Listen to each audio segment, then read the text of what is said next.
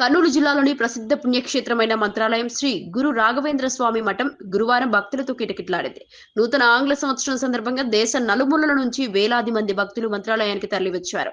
స్వామివారి దర్శనం కోసం భక్తులు గంటల తరబడి క్యూ లైన్లో నిలబడి ఓర్పుతో దర్శనం చేసుకున్నారు.